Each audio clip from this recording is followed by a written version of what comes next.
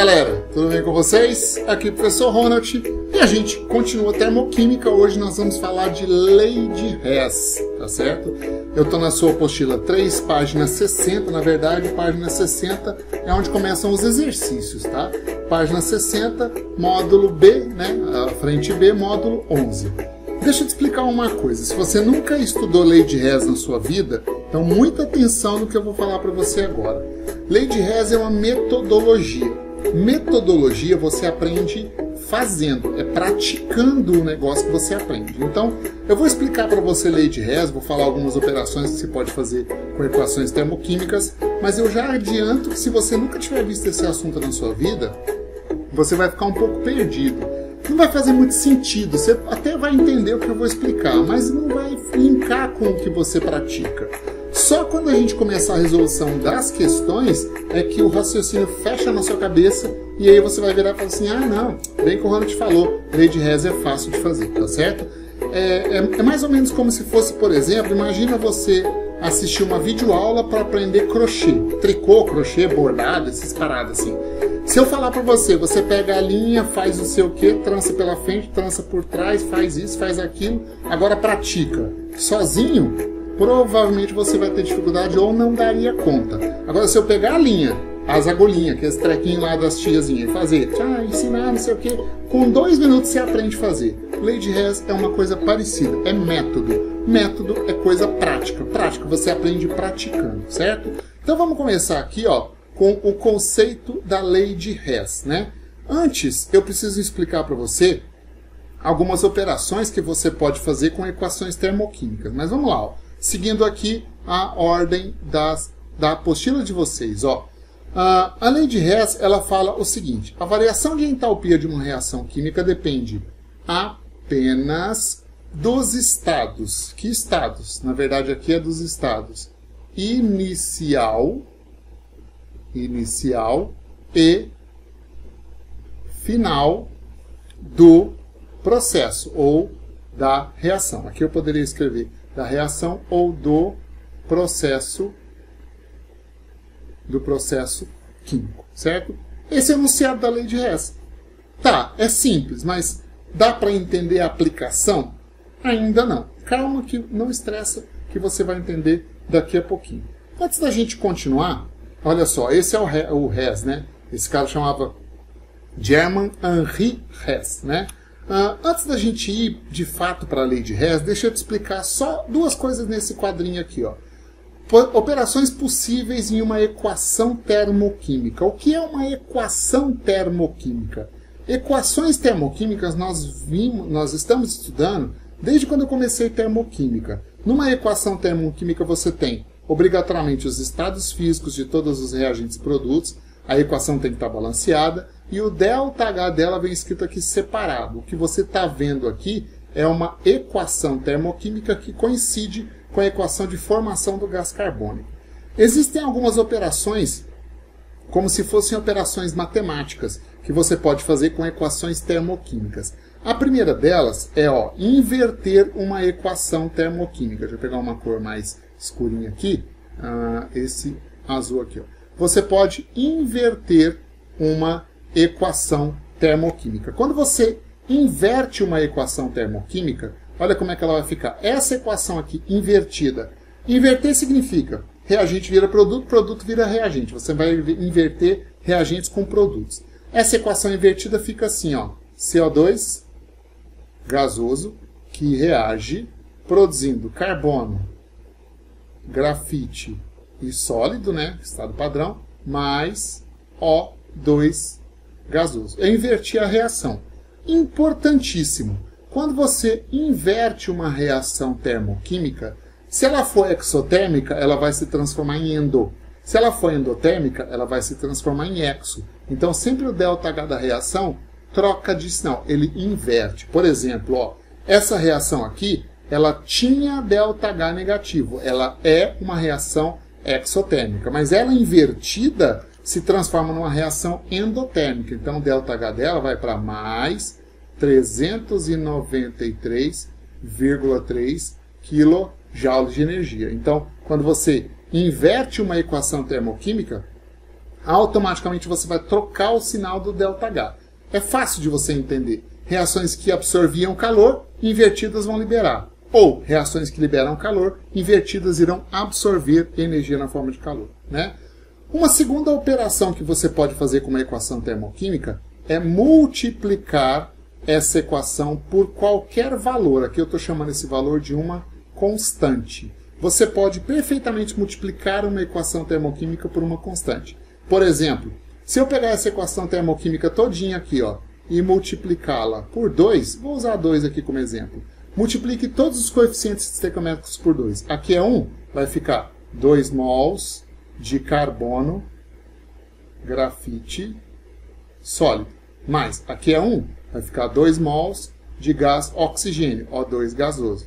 Que reage, aqui é 1, vai ficar 2 mols de CO2 gasoso. Então, eu peguei a equação, multipliquei ela todinha por 2. Se você multiplica a equação termoquímica, tem que ser toda, tá? Porque você altera os coeficientes, mas você não altera a proporção estequiométrica. Isso que é importante, não alterar a proporção do sistema, do processo, né? Se você multiplica a equação toda por uma constante, o ΔH dela também será multiplicado por essa mesma constante. Então aqui, ó, o ΔH continua negativo, até porque eu não inverti a reação, e aí agora ele será multiplicado por 2. 393,3 multiplicado por 2 vai dar 786,6 kJ de energia. Então você pode inverter uma equação desde que você inverta o sinal de ΔH. Você pode multiplicar uma equação por um valor qualquer, desde que você multiplique o ΔH também por esse mesmo valor, beleza? Essas são duas operações possíveis, olha aqui, ó, operações possíveis em uma equação termoquímica qualquer. E é importante que você saiba, você domine, né, essas operações, porque quando se fala de lei de Hess, a metodologia da lei de Hess, o processo, a gente trabalha com essas operações, certo? Então vamos falar um pouquinho em si mesmo da lei de Hess. Olha só, em relação à lei de Hess, lembra que aqui estava escrito assim, ó, deixa eu pegar uma cor vermelha aqui, ó, variação de entropia de uma reação química depende apenas dos estados inicial e final da reação química ou do processo. A gente pode chamar uma reação química de processo, né? Então vamos entender agora a metodologia. Eu vou explicar para você como é que se faz, mas nas questões é que a coisa vai clarear na sua cabeça. Então, um pouquinho de paciência aqui, ó. Vamos lá. O negócio é o seguinte, ó. Eu tenho aqui escrito uma reação genérica, onde você está vendo reagentes se transformando em produtos. E essa reação aqui, ela tem um ΔH, que eu dei o nome aqui na minha tela, de ΔH global, beleza? Quando a gente resolve exercícios de lei de Hess, nós trabalhamos com essa reação, mas não de forma global, a gente trabalha com ela em etapas. Como é que funciona esse negócio de etapas? Veja, esse mesmo reagente aqui, ó, vai ser o reagente da primeira etapa do processo, ou seja, o ponto de partida é o mesmo, né? Só que no lugar de formar produtos diretão, esses reagentes serão transformados em substâncias intermediárias, que não é o produto final, tá? Por isso que chama intermediário, que eu vou chamar aqui de intermediários 1. Então aqui eu tenho uma primeira equação, e eu chamei o ΔH dela de ΔH1. Esses intermediários aqui, ó, vão reagir por si só, formando outros intermediários. Nesse caso eu chamei isso de intermediários 2, né? O ΔH dessa reação eu chamei de ΔH2. Esses intermediários 2 aqui, ó, vão reagir agora formando os mesmos produtos da etapa global. Ou seja, o ponto de partida foi o mesmo e o ponto de chegada foi o mesmo. O estado inicial e final do processo são os mesmos, né? Só que essa terceira reação aqui tem esse ΔH que eu chamei aqui de ΔH3. Então eu peguei aquela reação zona, global zona, e dividi-la em 3 etapas. Quando você divide uma equação ou faz ela acontecer em etapas, a soma dessas equações dá aquela global que você desejava. Então, quando eu somar essa primeira etapa, vou chamar aqui, ó, primeira etapa, essa segunda etapa com essa terceira etapa, eu posso somar essas equações assim como se faz com equações matemáticas. E quando você soma, observa uma coisa importante aqui, ó. Deixa eu pegar uma outra cor aqui, em verde, ó. Aqui eu tenho os intermediários, ou seja, os produtos da primeira reação, e esses produtos da primeira reação são reagentes da segunda reação. Desde que eles estejam na mesma quantidade, e se não estiverem, você vai fazer ficar, tá certo? Vai fazer eles ficarem na mesma quantidade, você vai poder simplificar esses intermediários 1. Eu simplifico isso com isso. Ah, Ronald, mas por que você está fazendo isso? Veja, você tem um processo acontecendo em etapas, ok? Aí o que é produzido na primeira etapa é consumido na segunda. Se o que é produzido na primeira etapa é consumido na segunda, lá no final do processo, essa substância não vai estar presente. Então é por isso que a gente simplifica os intermediários da reação. Da mesma forma, olha aqui, ó, vou pegar uma outra cor, um amarelo. Esses intermediários 2 são produzidos na segunda etapa do processo, mas são consumidos na terceira etapa do processo. Então, lá no final do processo, não vai sobrar deles. Por isso eu simplifico intermediários 2 com intermediários 2. Desde que eles estejam na mesma quantidade. Mas se não tiver, você vai fazer ficar. Toda vez eu estou trocando. Você vai fazer ficar. Como agora não tem mais intermediário para cancelar, o que sobra aqui nos reagentes da reação e o que sobra aqui nos produtos da reação, você vai somar e montar a equação global que representa o processo. Portanto, ó, nos reagentes da reação eu tenho o que eu chamei de reagentes e nos produtos eu tenho o que eu chamei de produtos, portanto, essa é a equação global que representa o processo. Você percebeu que a equação global que representa o processo é exatamente a reação que eu tinha como modelo, a reação inicial?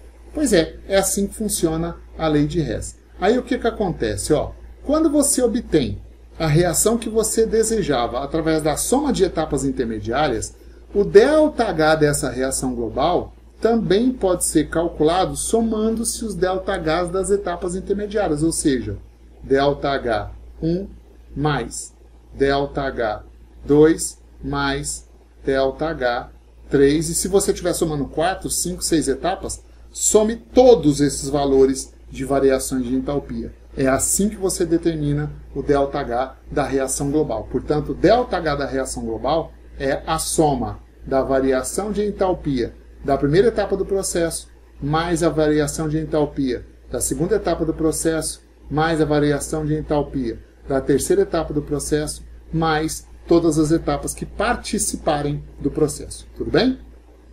Bom, esse é o conceito de lei de Hess. Lembra que eu falei para vocês que é meio vago? É nos exercícios que você vai aprender a fazer. O que eu fiz aqui simulando, a gente vai fazer a partir de agora nos exercícios. E eu vou começar com os exercícios da sua apostila. Ó. Eu estou na página 61. Essa é a questão número 5, uma da PUC Minas. Está lá na segunda coluna aí da sua apostila. Pega lá, página 61, questão número 5, PUC Minas. Igualzinho está na apostila de vocês. Vamos começar então? Então, olha aqui, ó.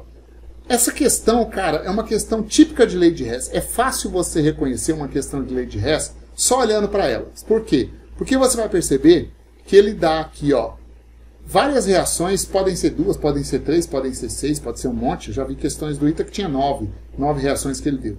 E vai pedir para você calcular o ΔH de uma reação química que não tem nada a ver com aquelas que estão lá. Pelo menos parece que não tem nada a ver. Na verdade, tem sim, certo? É assim que você identifica uma questão de lei de Hess. Então, identificou uma questão de lei de Hess, vamos resolver ela? Ó, o enunciado fala o seguinte, considere as reações, então a gente tem aqui 3 reações.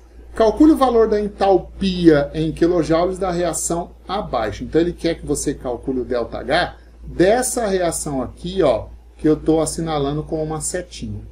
A gente vai fazer o seguinte, pessoal, para você entender a minha linguagem, isso aqui é uma linguagem que eu uso nas minhas aulas, tá? Você não vai achar, por exemplo, assim, em livros. Essa reação aqui, essa daqui, ó, que é a pergunta do problema, eu vou chamar ela sempre de reação desejada. Então, para a gente identificar, eu vou chamar essa reação de reação desejada. Aí você vai fazer o seguinte, a lógica é mais ou menos assim, ó. A reação desejada vai dizer para você o que fazer com as outras, para que quando você trabalhar com essa primeira, com essa segunda e com essa terceira etapa, você consiga obter novamente a reação desejada como global. Se você conseguir isso, você resolveu a questão por lei de Hess. Mas, Ronald, como assim? É meio confuso? Calma que você vai entender agora. Vamos lá. Deixa eu apagar aqui para eu fazer. Então eu vou começar da seguinte maneira, ó. Analise a equação desejada. Ela é o seu ponto de partida. Tanto é que se você não tiver a equação desejada, equacionada, balanceada, bonitinha, complica um pouco mais resolver a questão por lei de Hess. É bom que você faça ela separada. Olha o que está acontecendo aqui, ó. Na reação desejada, eu tenho 1 mol de propano queimando, consumindo 5 mols de O2, formando 3 mols de gás carbônico e formando 4 mols de água. É essa reação aqui que eu quero calcular o ΔH dela. Para evitar erros, presta atenção, isso não é uma regra. Eu estou ensinando você o modo mais fácil e mais rápido. Lembra que vestibular tem aquela coisa do tempo e tudo mais. Para evitar de cometer erros, eu gosto de sempre começar pela substância que tem coeficiente estequiométrico igual a 1. E aí depois eu vou em ordem crescente. Coeficiente 1, coeficiente 2, coeficiente 3. E eu deixo sempre coeficientes frações por último. Normalmente quando você deixa por último, ele já vai aparecer resolvido. Aí você não precisa quebrar a cabeça com ele. Então eu vou fazer o seguinte, presta atenção aqui, ó. Eu preciso, deixa eu até mudar de cor aqui o meu grifo, ó. Eu preciso, vou colocar um verde, de 1 mol de gás propano nos reagentes da reação. Quando eu obter a global, né, obtiver a global, eu preciso de 1 mol de propano nos reagentes. Vai nas reações que ele deu. Tem o propano? Sim, tem o propano. Aqui, ó. Aqui o gás propano. Eu preciso de 1 mol. Lá tá 1 mol, então não preciso mexer nas quantidades. Só que eu preciso do propano nos reagentes. Na terceira equação aqui, ó, ele foi fornecido como produto. O que eu faço com essa equação para ele voltar a ser reagente? Inverte. Então eu vou pegar essa primeira reação e vou, ó, inverter. Invertendo essa primeira equação, ela vai ficar assim, ó. Copia ela invertida, ó. Vai ficar C3H8, que reage produzindo 3 mols de carbono mais 4 mols de H2 gasoso. Eu estou omitindo os estados físicos ali para a gente ir mais rápido. O ΔH dessa reação que eu escrevi aqui na tela vai valer quanto? Olha, ela era exotérmica. Como eu inverti, ela vira endo. Então ele vai para mais 104 kJ de energia. Beleza? Beleza. Então, já trabalhei com gás propano. Esquece ele e esquece a terceira equação também, porque eu já trabalhei com ela. Beleza? Vamos lá. Ó, continuando aqui no nosso problema, ó, coeficiente 5, coeficiente 3, coeficiente 4, eu gosto de ir em ordem crescente. É uma questão de metodologia mesmo. Então eu vou fazer assim, ó, eu preciso, a partir de agora, de 3 mols de gás carbônico nos produtos da reação. Nas reações que ele deu, tem gás carbônico? Cadê? Tem sim, olha aqui, ó. Aqui tem gás carbônico. Eu quero gás carbônico nos produtos. Ele já está nos produtos, então não precisa mexer na quantidade. Aliás, não precisa mexer no lugar, né? Ele já é produto, então não precisa inverter a reação. Só que eu quero aqui 3 mols de gás carbônico. Aqui só tem 1 mol de gás carbônico. Então eu vou pegar essa equação, vou multiplicá-la todinha por 3, incluindo o ΔH. Multiplicando tudo por 3, vai ficar assim, ó. Aqui é 1 mol vezes 3, 3 mols de carbono, mais. Aqui é 1 mol vezes 3, 3 O2, que reage produzindo. Aqui é 1 mol vezes 3, 3 mols de CO2 gasoso. O ΔH dessa reação não vai mudar de sinal, então ele vai continuar negativo, vai continuar menos. Aí 393 vezes 3 vai dar quanto? 393 vezes 3 dá 1179. Então aqui deu menos 1179 kJ de energia, beleza? Então eu já trabalhei com o gás carbônico, já trabalhei com a primeira equação. Esquece ela também, beleza? Vou pegar o marca-texto aqui de novo, vou mudar de cor, vou pôr esse laranjinha aqui, ó. Eu preciso de 4 mols de água nos produtos da reação. Lá nos produtos da reação. Na reação do meio, ó, tem a água aqui. Ela já está nos produtos, então não vou precisar inverter, certo? Só que eu preciso de 4 mols de água. Aqui só tem 1. Então vou ter que pegar essa equação e multiplicá-la por 4, beleza? Multiplica tudo por 4. Como é que vai ficar? Vai ficar assim, ó. Aqui é 1 vezes 4. 4 mols de H2, mais, aqui é meio vezes 4, dá 2O2, que reage, aqui é 1 vezes 4, produzindo 4 mols de água. Se eu multipliquei tudo por 4, o ΔH dessa reação também vai ser multiplicado por 4. Ele não vai trocar o sinal, porque você não inverteu, então ele continua negativo. 286, né? 286 vezes 4 vai dar quanto? 1.144. Então aqui deu menos 1.144 kJ de energia. Tudo bem? Então eu já trabalhei com a equação do meio e eu já trabalhei com as 3 equações. Então voltando naquela parte teórica. O que a gente fez? Eu peguei a primeira, a segunda e a terceira equação e transformei essas reações em etapas intermediárias do meu processo. Aqui estão as etapas intermediárias do meu processo. Mas eu só vou saber realmente se elas se transformaram em etapas intermediárias se a global for a reação que eu quero. Então eu vou fazer o seguinte, eu vou somar tudo aqui, ó, e vou obter a equação global. Obtendo a equação global, o que a gente pode simplificar aí? Ó? Posso simplificar 4 mols de gás de hidrogênio com 4 mols de gás de hidrogênio. Não sobra gás de hidrogênio no final. O que mais que eu posso simplificar? Ó?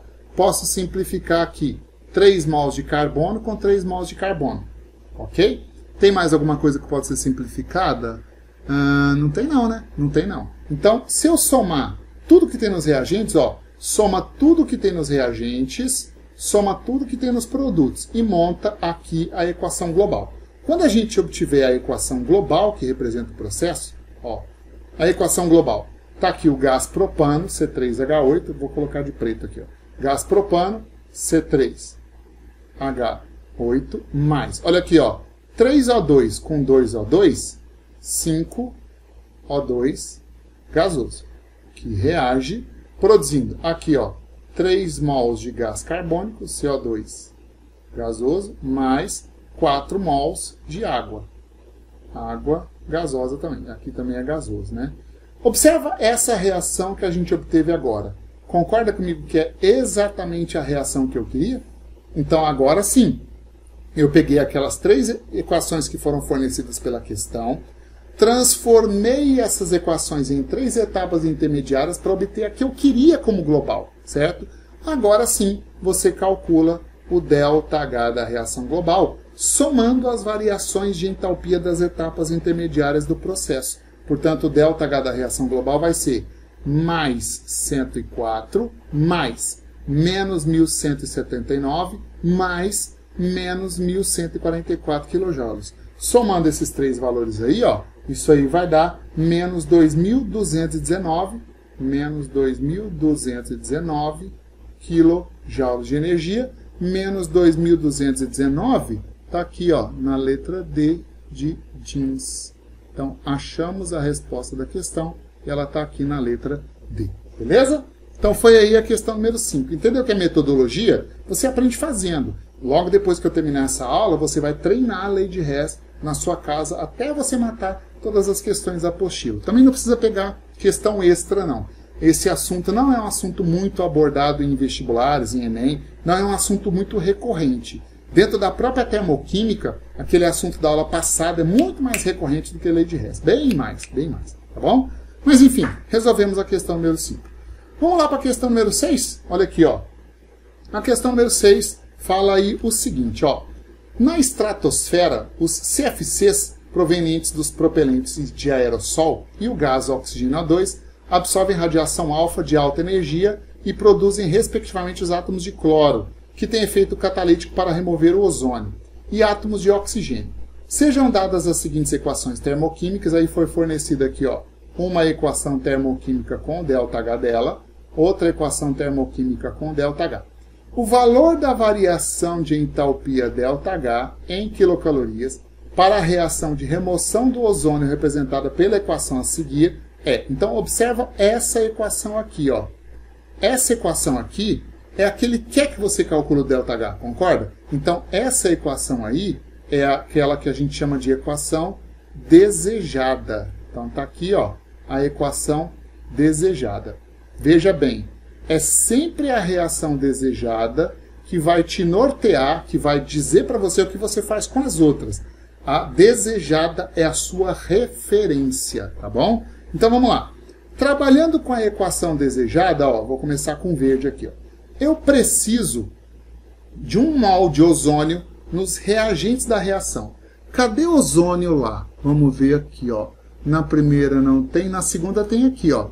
Aqui eu tenho 1 mol de ozônio nos reagentes. Eu quero 1 mol nos reagentes, lá está 1 mol nos reagentes. Ou seja, eu não preciso mexer na equação número 2. Então eu vou pegar essa reação aqui e vou simplesmente conservar. Conserva essa equação, copia ela do jeito que ela está lá. Copiando ela vai ficar assim, ó.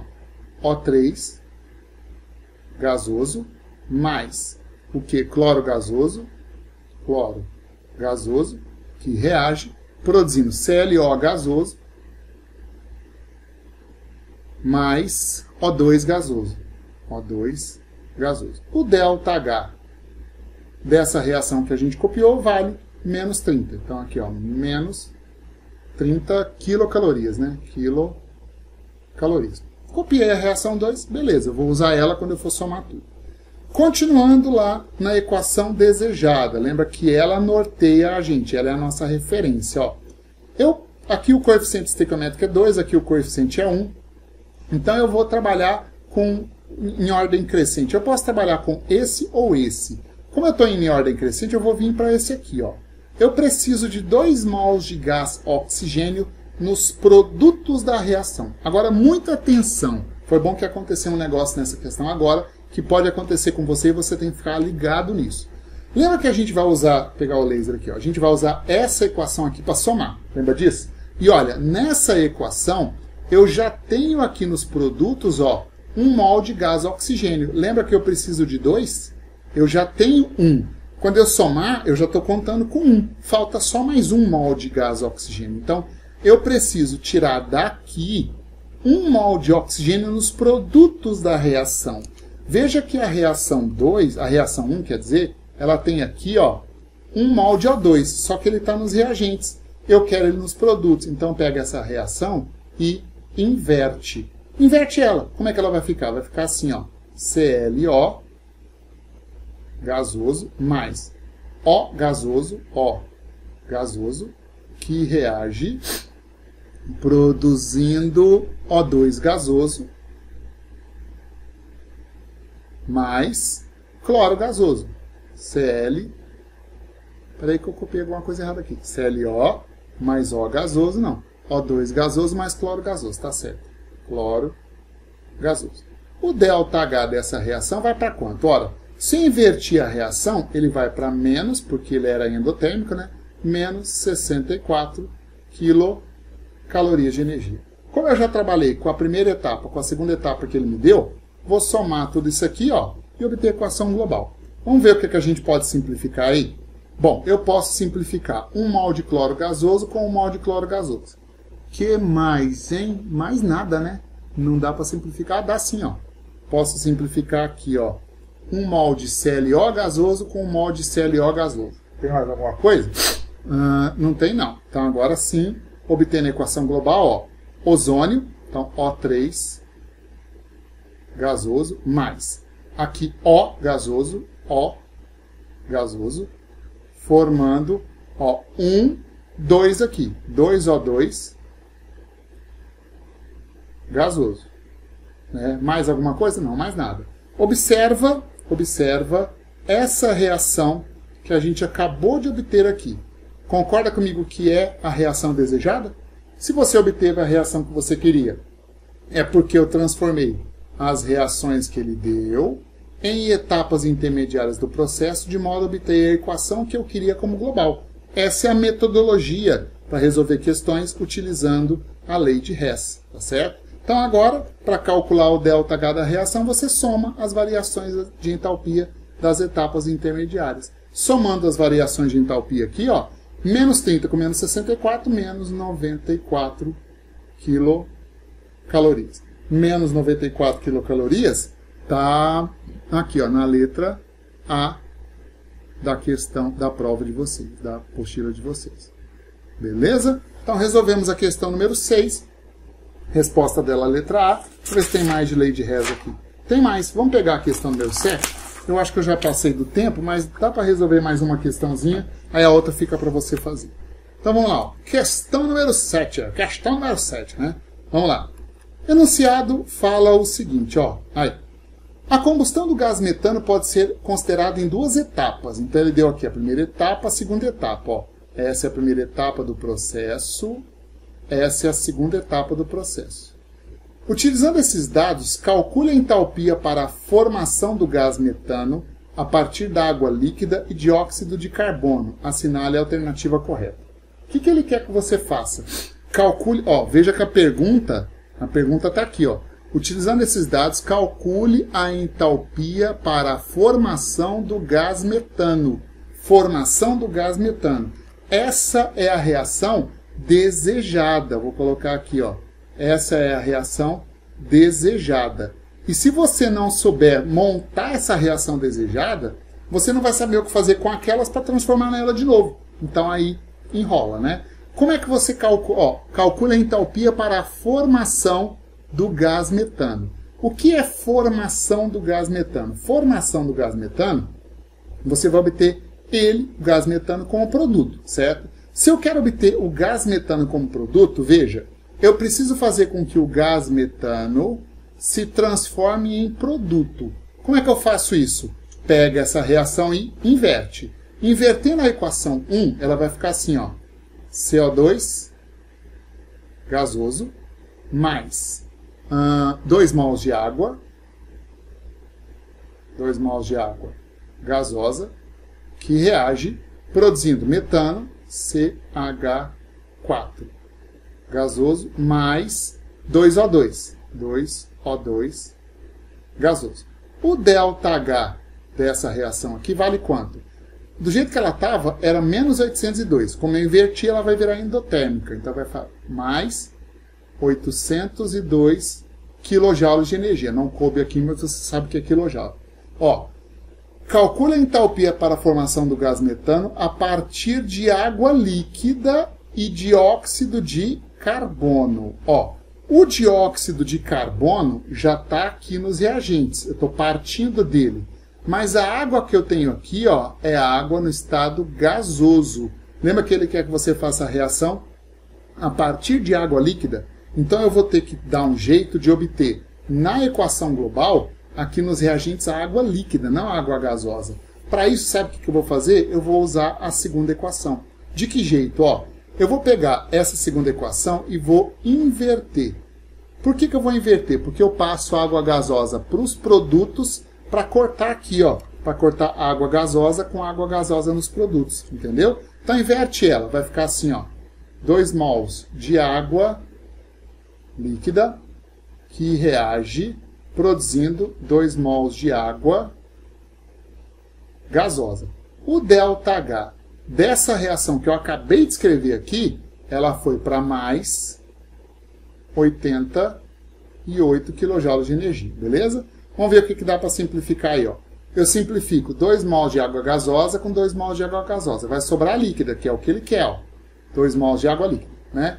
Tem mais alguma coisa aí que simplifica? Não, né? Não, não tem não. Então agora eu consigo obter a equação global que representa o processo, ó.